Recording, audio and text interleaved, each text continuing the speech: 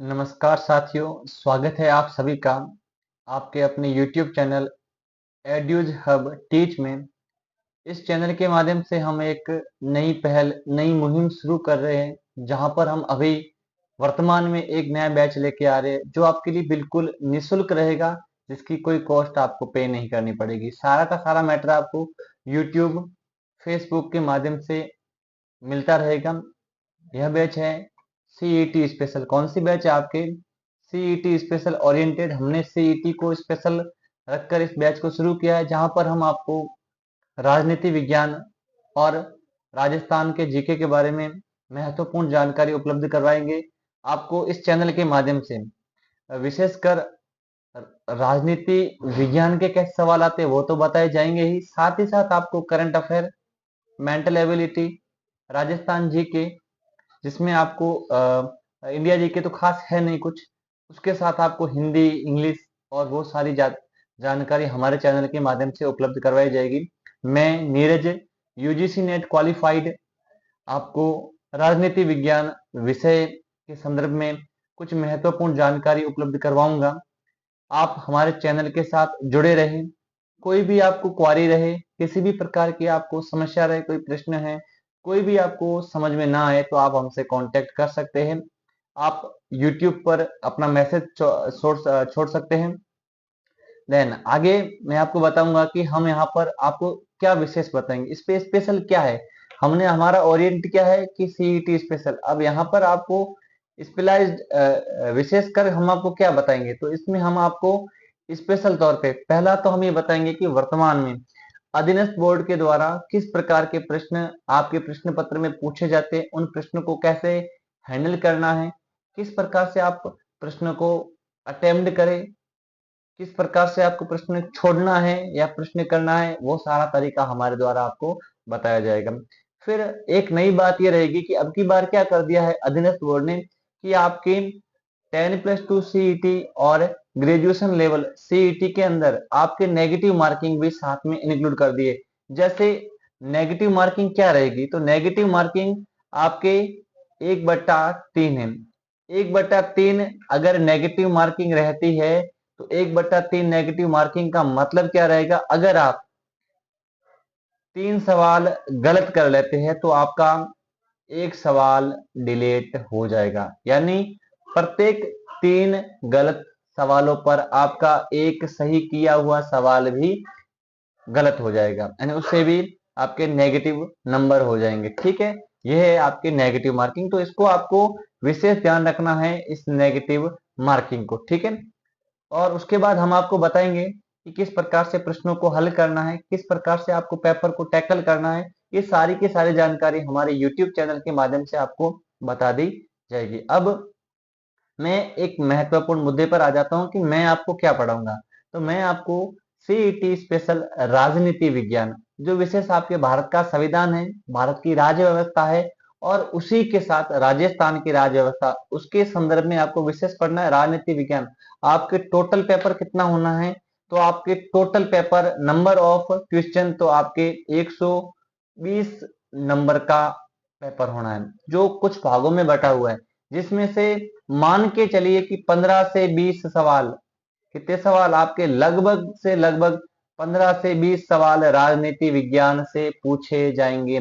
यानी आपके लिए यह क्लास से बहुत ज्यादा महत्वपूर्ण, एक सवाल महत्वपूर्ण होता है, यहाँ पर आपके लगभग लगभग 15 से 20 सवाल आपके हमारे राजनीति विज्ञान विषय से पूछे जाएंगे। तो आपको बहुत गहनता से इस विषय की जानकारी हमारे द्वारा प्रदान करी जाएगी। अब मैं आपको बताता हूं कि हमारे सिलेबस में कौन कौन से टॉपिक हमें यहाँ पर देखने को मिलेंगे। तो सबसे पहले मैं आपको भारत की राजनीति के बारे में बताऊंगा। ठीक है, आप देखिए कि भारत की राज्य व्यवस्था में हमारे कौन कौन से टॉपिक हमें देखने को मिलेंगे हमारे सिलेबस के अंदर। तो देख सकते हैं कि सबसे पहला भारतीय संविधान। अब देखिए इसमें ये 4 टॉपिक, ये आपके भारत के संविधान के संदर्भ में, ये भी आपके संविधान के अंदर आते हैं, लेकिन हम इसको राज्य व्यवस्था या भारत की शासन व्यवस्था के संदर्भ में जोड़कर पढ़ेंगे। हम इसको ज्यादा इसे एडप्टेबल नहीं देखेंगे। ठीक है, अब देखिए, अब भारत के संविधान के संदर्भ में कैसे, तो सबसे पहले आपको देखना है भारत के संविधान की प्रकृति, नेचर ऑफ इंडियन कॉन्स्टिट्यूशन। तो आपको यहाँ पर आपको देखने को मिलेगा कि भारत के संविधान की प्रकृति कैसी है, संविधान का निर्माण कैसे हुआ, संविधान का निर्माण किसके द्वारा किया गया, ये सारी की सारी बातें आपको भारत के संविधान की प्रकृति, नेचर ऑफ इंडियन कॉन्स्टिट्यूशन में आपको देखने को मिलेगी। देन अगला टॉपिक आपके रहता है भारत के संविधान की प्रस्तावना। अब देखिए संविधान की प्रस्तावना, एक छोटा सा पेज अगर आप लोग उस पे लिखोगे तो एक पेज के अंदर संविधान की प्रस्तावना आ जाएगी, लेकिन इस प्रस्तावना से 1 से 2 सवाल बहुत ही महत्वपूर्ण सवाल बनते हैं, बहुत सवाल बनते हैं, लेकिन एग्जाम्स के अंदर एक सवाल तो आपको इसके अंदर देखने को मिलेगा। इसमें आपको ज्यादा कुछ नहीं, एक तो आपको संविधान की प्रस्तावना याद करनी है कि संविधान की प्रस्तावना के अंदर कौन कौन से बातें हमें बताई गई है, प्रस्तावना के अंदर है क्या, इस प्रस्तावना के अंदर आपको क्या मिलता है, प्रस्तावना के अंदर संविधान के उद्देश्य देखने को मिलते हैं, इसीलिए संविधान की प्रस्तावना को उद्देशिका कहा जाता है। और अगला इसमें एक बार संविधान संशोधन भी होता है, 42वां संविधान संशोधन 1976, उसके दौरान इसमें एक बार परिवर्तन भी हुआ है, तो उसके बारे में भी हम चर्चा करेंगे। तीसरी इकाई आती है आपके मौलिक अधिकार, फंडामेंटल ड्यूटीज। अब ये क्या होता है, तो हमारे जीवन में कुछ ऐसी जरूरतें होती है जो हमारे जीवन के लिए अति आवश्यक होती है, जो हमें मिलनी चाहिए ही चाहिए, तो वे चीजें आपके मौलिक अधिकारों में संविधान के निर्माताओं द्वारा संविधान के अंदर शामिल किए गए हैं। अब देखिए हमें कितने मौलिक अधिकार प्रदान है, मूल संविधान में कितने थे, और कौन से मौलिक अधिकार में कौन सा अनुच्छेद है, कितने अनुच्छेद है, ये सारी की सारी बातें आपको इस टॉपिक के अंदर बताया जाएगा। अगली इकाई आती है आपके राज्य के नीति निर्देशक तत्व, जिसे हम शॉर्ट फॉर्म में डीपीएस भी कह सकते हैं। आपको अगर डीपीएस कहा जाए तो इसका मतलब कोई स्कूल या कोई संस्था का नाम नहीं है, बल्कि ये राज्य के नीति निर्देशक तत्वों की शॉर्ट फॉर्म है। डीपीएस का मतलब होता है डायरेक्टिव प्रिंसिपल ऑफ स्टेट, राज्य के नीति निर्देशक तत्व। क्या है इसमें, राज्य के नीति निर्देशक तत्व। ठीक है, इसमें आपके कौन कौन से नीति निर्देशक तत्व है जो समाजवादी है, कौन कौन से आपके पूंजीवादी है, कौन से आर्थिक से संबंधित है, कौन से गांधीवादी है, ये सारी की सारी चीजें आपको बताई जाएगी। उसके बाद कुछ नीति निर्देशक तो बाद में संविधान संशोधन के बाद जोड़े गए, कुछ पर कानून बनाकर हटाया गया, ये सारी की सारी बातें आपको बताई जाएगी डीपीएस के अंदर। फिर उसके बाद आता है भारत का महामहिम, भारत के राष्ट्रपति, प्रेसिडेंट ऑफ इंडिया। इसमें हम राष्ट्रपति के कार्यकाल के बारे में चर्चा करेंगे, कितना कार्यकाल होता है, उस पर महाभियोग प्रक्रिया के बारे में चर्चा करेंगे, राष्ट्रपति के चयन प्रक्रिया, राष्ट्रपति का चयन कौन करता है, कैसे होता है, ये सारा का सारा, राष्ट्रपति की शक्तियां, राष्ट्रपति के कार्य, राष्ट्रपति की शपथ, ये सारा का सारा हम राष्ट्रपति के पार्ट में पढ़ेंगे। देन उसके बाद आता है भारत का प्रधानमंत्री और मंत्री परिषद। क्या पढ़ेंगे हम, भारत का प्रधानमंत्री और मंत्री परिषद। अब प्रधानमंत्री और मंत्री परिषद से संबंधित संविधान में ज्यादा कुछ नहीं है, अनुच्छेद केवल 3 ही है, लेकिन वह 3 अनुच्छेद बहुत सारी बातें हमें बताएंगे, उन्हीं बातों को हमें गहनता से अध्ययन करना है। और इसके संबंध में एक दो सवाल, यानी एक तो प्रधानमंत्री से पूछ सकते हैं और एक मंत्री परिषद, दोनों में से अलग अलग पूछ ले या एक पूछ ले, तो एक सवाल तो इस टॉपिक से आपके 100% आना ही है। उसके बाद हमारी 7वां जो बिंदु रहेगा वो रहेगा भारत की संसद। हमें संसद के बारे में पढ़ना है कि संसद के कितने अंग होते हैं, तो 2 अंग है, लोकसभा और राज्यसभा। कौन से हैं आपके, लोकसभा और राज्यसभा। संसद में हम एक तो लोकसभा पढ़ेंगे और उसके साथ हम पढ़ेंगे राज्यसभा, ये 2 तो हमें पढ़ने ही है। ठीक है, उसके साथ इनके कार्य पढ़ेंगे, इनका गठन कैसे होता है, ये क्या कार्य करती है, किस प्रकार से कानून का विधि का निर्माण करती है, वो सारा का सारा हम संसद के अंदर पढ़ेंगे। उसके बाद अगला टॉपिक आता है भारत का उच्चतम न्यायालय, सुप्रीम कोर्ट ऑफ इंडिया, जो दिल्ली के अंदर, इसके अंदर हम क्या पढ़ेंगे, तो इसका गठन कब होता है, इसमें कौन कौन से न्यायाधीश हुए, उनका कार्य, उनके बारे में हम देखेंगे, साथ ही साथ न्यायिक सक्रियता। ठीक है, और उसके बाद हम इसके कार्यों के बारे में चर्चा करेंगे, किस प्रकार से ये व्यवस्थापिका और कार्यपालिका से पृथक है, इसके पृथक्करण के बारे में भी हम चर्चा उच्चतम न्यायालय के टॉपिक के अंदर करेंगे। ठीक, उसके बाद आता है भारत का निर्वाचन आयोग, इलेक्शन कमीशन ऑफ इंडिया। इसके लिए भी हम विशेष चीजें ये पढ़ेंगे कि इसमें निर्वाचन आयोग ने कौन कौन से नवाचार किए, निर्वाचन आयोग अपना कार्य किस प्रकार से करता है, कौन कौन से कार्य करता है, और उसके बाद निर्वाचन आयोग से संबंधित कुछ अनुच्छेद, हम उन अनुच्छेदों के अंदर की भाषा को भी समझेंगे, क्योंकि कभी कभी संविधान के अनुच्छेद से सीधे सवाल आ जाते हैं और सवाल आता है कि निम्न में से कौन सा असत्य है। तो हमें सत्य और असत्य के प्रश्नों को विशेषकर हाईलाइट करके समझना पड़ेगा, क्योंकि सीधे फैक्ट आ जाते हैं, उनमें से 4 ऑप्शन होंगे आपके सामने, 5 भी आ जाते हैं, ऑप्शन ई भी आता है, और फिर आपके सामने एक नीचे लाइन होती है, ए हो गया 1 सही 2 सही 3 सही, बी में आ गया 1 सही 2 सही 3 सही 4 सही और 5 सही, फिर सी ऑप्शन आ जाएगा 1 सही 4 सही और 5 सही, और डी ऑप्शन दे दिया नील, इनमें से कोई नहीं। और ई का ऑप्शन तो आपको पता है, जो आपने उत्तर नहीं दिया उसमें ई करना होता है।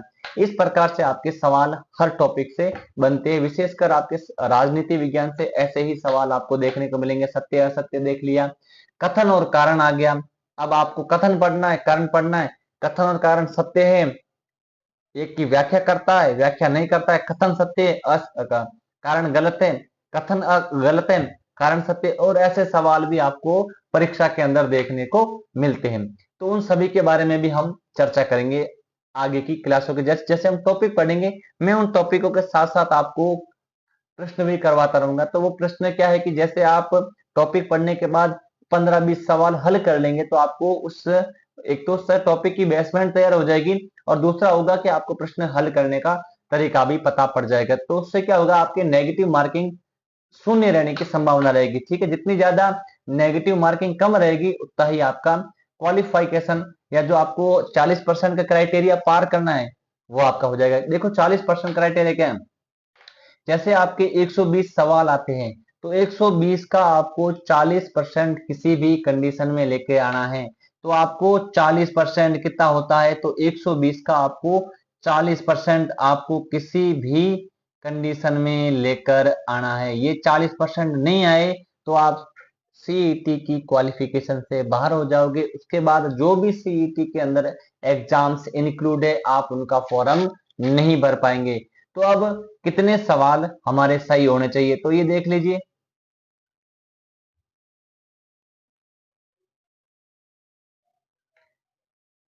48 प्रश्न, अगर आपके 48 प्रश्न 120 में से आपके 48 प्रश्न आपको किसी भी परिस्थिति में सही करने हैं, बिना 48 प्रश्न आपके सही हुए आप सीईटी क्वालिफाई नहीं कर पाएंगे। तो आपको विशेष फोकस रखना है कि आपको 48 से ऊपर ही प्रश्न हल करने हैं, और इतने तो आपके सही होने ही चाहिए। अब बात करते हैं हम राजस्थान की राज्य व्यवस्था। अब हमें राजस्थान के विशेष संदर्भ में हम ये सारी बातें, राजस्थान को ओरिएंटेड रखकर हमको ये पढ़ना है। तो इसमें आप क्या पढ़ोगे, तो देखिए इसमें आपको सबसे पहले राज्यपाल पढ़ना है। राजस्थान के राज्यपाल का गठन कैसे होता है, इसका चयन कौन करता है, इसका क्या कार्य होता है, ये किस प्रकार से राज्य की व्यवस्था को मेंटेन करता है, कानून निर्माण में इसकी क्या भूमिका होती है, ये सारी की सारी बातें राज्यपाल करेगा।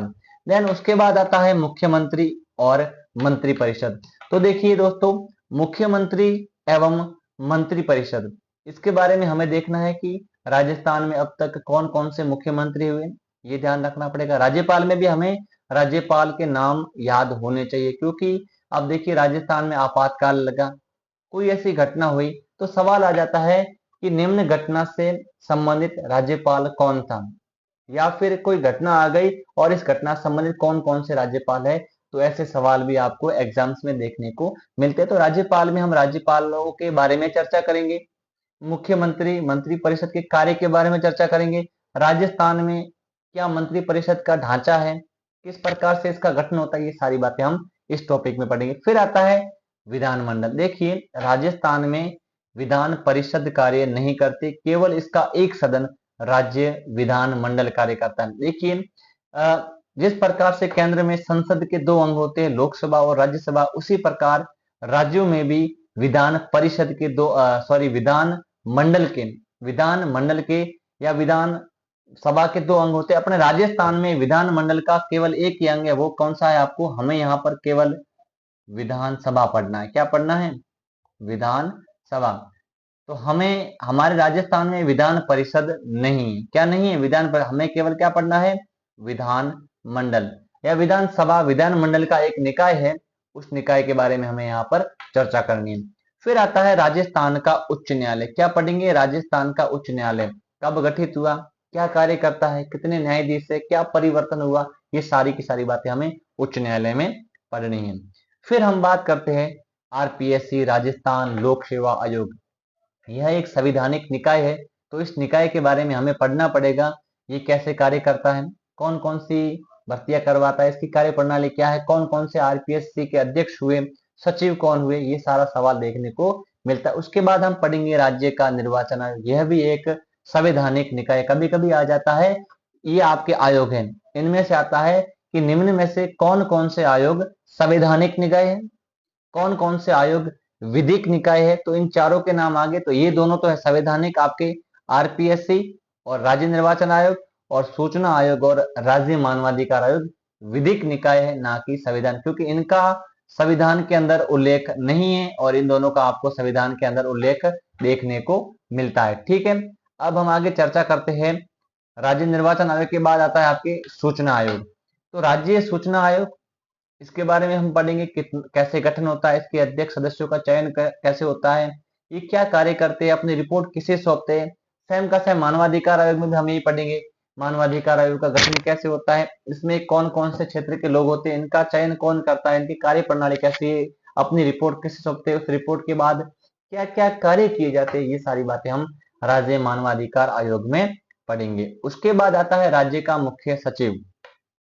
जब भी सरकार का गठन होता है तो उस सरकार के प्राइम द्वारा अपना एक मुख्य सचिव गठित किया जाता है। जिस प्रकार से मुख्यमंत्री सरकार का मुखिया होता है, उस प्रकार से प्रशासन के अंदर सचिवालय का मुखिया कौन होता है? राज्य का आपके मुख्य सचिव। तो इसके बारे में पढ़ेंगे, राजस्थान में कौन कौन से मुख्य सचिव हुए, उनके द्वारा किन किन मुख्यमंत्रियों के साथ कार्य किया गया, इनके खुद के कार्य क्या होते हैं, इनकी पूरी कार्य प्रणाली के बारे में हम चर्चा करेंगे। फिर हम पढ़ेंगे जिला प्रशासन के बारे में।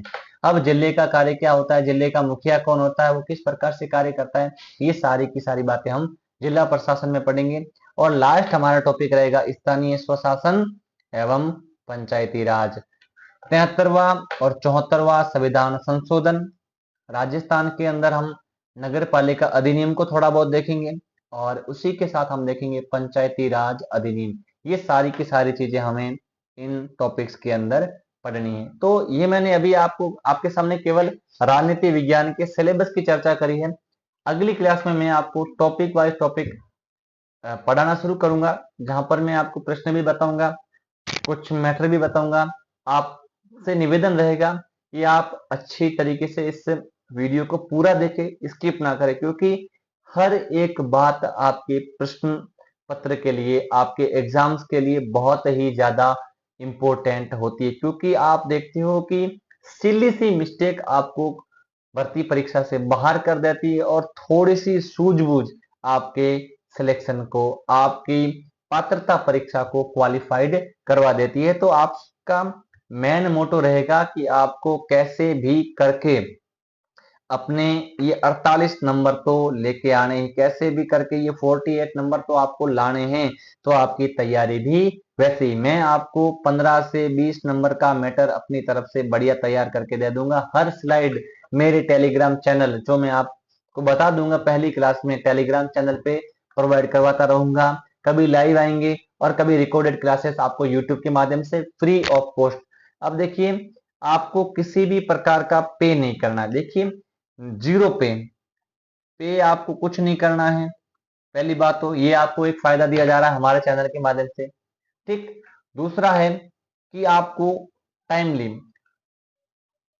एग्जाम से पहले, एग्जाम से पहले तक आपको क्या मिल जाएगा, राजनीति विज्ञान का मैं कोशिश पूरी करूंगा कि एग्जाम से 4-5 दिन पहले ही मैं आपको सारा करवा दूं, और उसके बाद एग्जाम से कुछ टाइम पहले मैं आपकी प्रश्नोत्तरी शुरू करूं, ताकि उस प्रश्नोत्तरी को आप हल करके, उसको अटेम्प्ट करके आप एग्जाम्स में अच्छा प्रदर्शन कर पाए।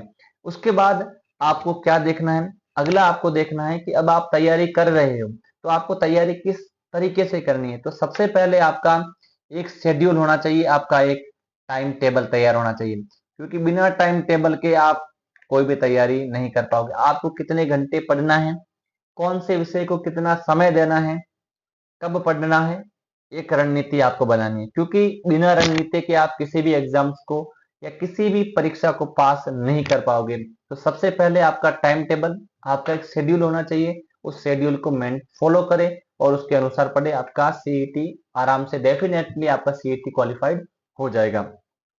अब बात करते हैं कि आपको कौन कौन सी पुस्तकें पढ़नी है। तो देखिए, ज्यादा आपको पुस्तकों का लोड नहीं लेना है।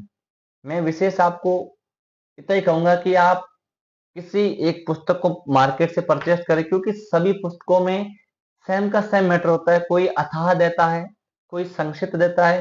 तो आप पुस्तकों को देखें जहां पर आपको जो जिस पुस्तक की भाषा आपको समझ में आए, क्योंकि जब तक आपको उस पुस्तक की भाषा समझ में नहीं आएगी, आप भले 100 पुस्तकें खरीदें, कोई मतलब नहीं है। तो आपको जो भाषा समझ में आए, जिस पुस्तक की भाषा समझ में आए, उस पुस्तक को आपको परचेस करना है और उस पुस्तक पे विश्वास करें, हमारी टीम पे विश्वास करें। अगर हमारी वीडियो को देख रहे हैं तो आप हम पे विश्वास करें, पुस्तक पे विश्वास करें और आप अच्छी तरीके से आप तैयारी करें अपनी, और उस तैयारी को हम आपके साथ हर दम खड़े हैं। आपकी इस तैयारी में हम आपका पूरा का पूरा सहयोग करेंगे। तो अगली बात हो गई बुक की।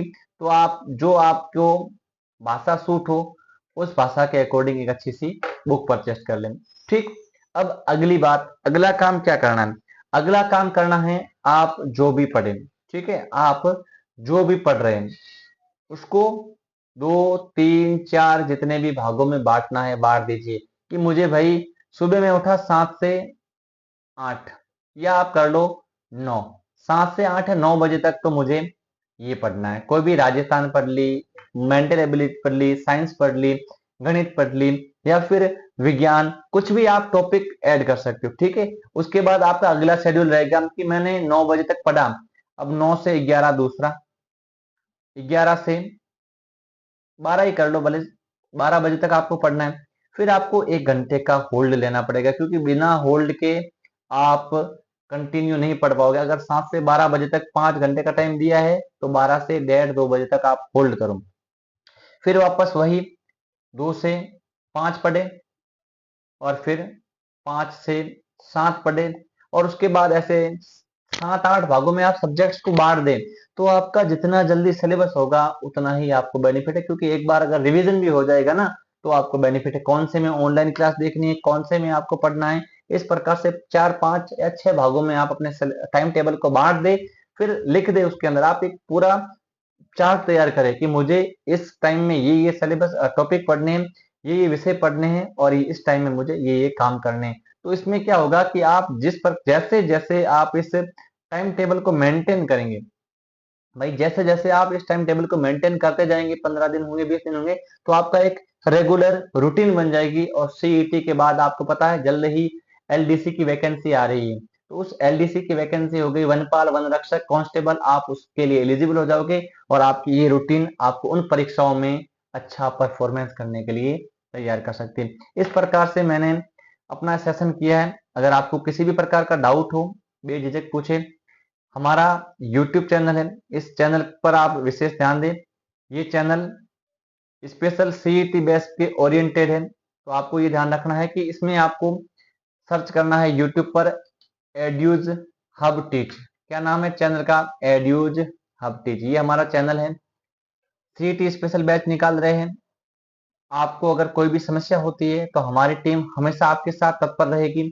आपसे निवेदन रहेगा, आप हमारे चैनल को लाइक करें, शेयर करें और सब्सक्राइब करें, क्योंकि बिना लाइक शेयर सब्सक्राइब के हम कोशिश करते हैं कि आपको बेहतर प्रोवाइडेशन कराए, लेकिन अगर आपसे रिस्पॉन्स नहीं मिलेगा हमें अच्छा, तो हमारी टीम कभी भी आपके लिए अच्छा करने की कोशिश करती है। एनफोर्समेंट या पुनर्बलन मिले बिना कोई भी व्यक्ति अच्छा कार्य नहीं कर पाता। तो आपसे रिक्वेस्ट रहेगी कि आप हमारे चैनल को लाइक करें, सब्सक्राइब करें और अपने दोस्तों के साथ हमारी वीडियो को शेयर करें, ताकि जो फायदा आपको मिल रहा है वो आपके दोस्तों को मिले। Thank you. मिलते हैं अगली क्लास में पहले टॉपिक के साथ।